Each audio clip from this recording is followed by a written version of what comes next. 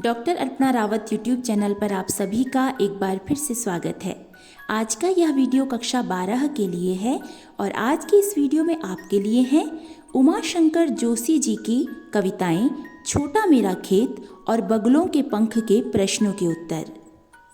पहला प्रश्न है, छोटे चौकोने खेत को कागज का पन्ना कहने में क्या अर्थ निहित है?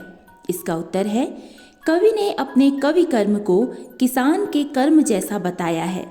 कवि ने कहा है कि मैं भी किसान के जैसा हूँ। किसान भूमि पर बीज बोता है और मैं कागज पर कविता उगाता हूँ। कवि काव्य रूपी खेती के लिए कागज के पन्ने को अपना चौकोना खेत कहते हैं। प्रश्न 2 है, रचना के संदर्भ में अंधड़ और बीज क्या हैं?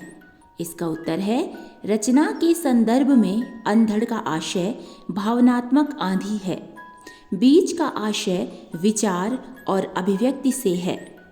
आप ये समझ सकते हैं कि किसी रचना के लिए मन में एक भाव आना आवश्यक है, जिसे भावनात्मक आंधी कहा गया है, और उस भावना को बीज की तरह रोपित करने के लिए, बोने के लिए कवि को विचारों की और अभिव्यक्ति की आवश्यकता होती है।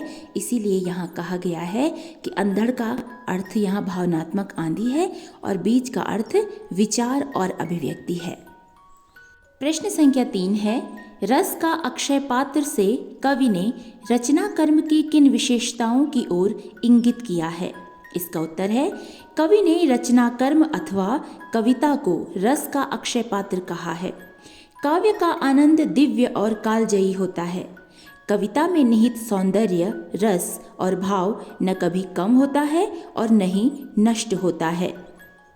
प्रश्न 4 है, व्याख्या करें। इसमें पहला है, शब्द के अंकुर फूटे पल्लव पुष्पों में नमित हुआ विशेष।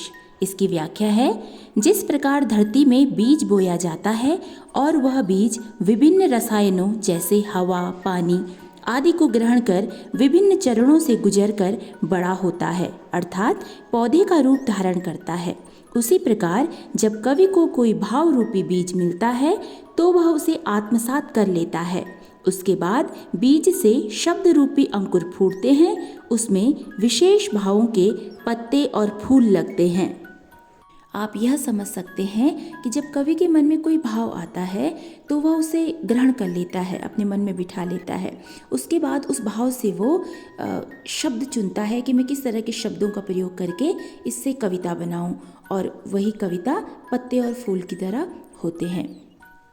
व्याख्या में दूसरा है, रोपाई क्षण की, कटाई अनंतता की, लुटते रहने से जरा भी कम नहीं होती।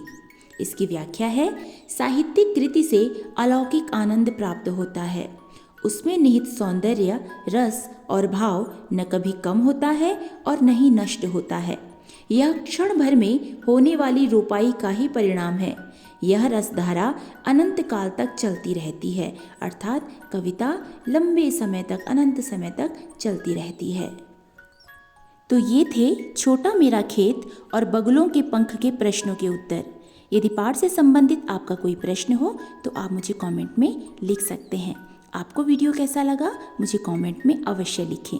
वीडियो में अंत तक बने रहने के लिए धन्यवाद।